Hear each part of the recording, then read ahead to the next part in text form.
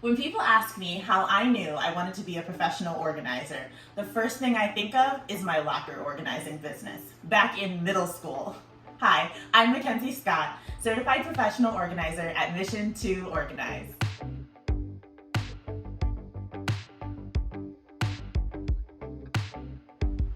My favorite part about school was honestly organizing all of my school supplies. Obviously.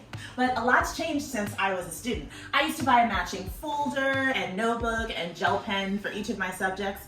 Now today, it's a little bit less about textbooks and a lot more about a place to keep your tablet, your coat, and the extra items that you need in between classes and for your after-school activities. I'm going to give you guys a few tips to keep your locker organized to get you from point A to point B with success. My first tip is to really consider your lifestyle when putting together an organizing system for your locker.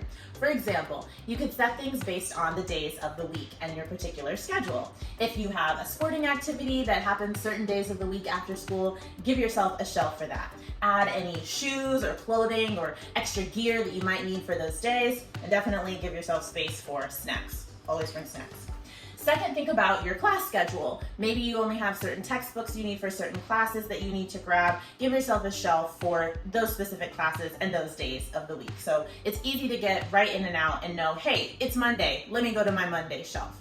Keep some hooks in your locker if it doesn't have some already built in so that you have an easy place to store coats and jackets during the colder months. You might want to consider adding a basket to your locker. That's a great way to contain those smaller items so that you look calm, cool, and collected, opening your very organized locker.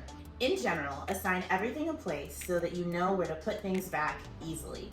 Maintenance with a locker can be difficult, but try to periodically load up your backpack once a week with items that no longer belong so it doesn't get too crowded.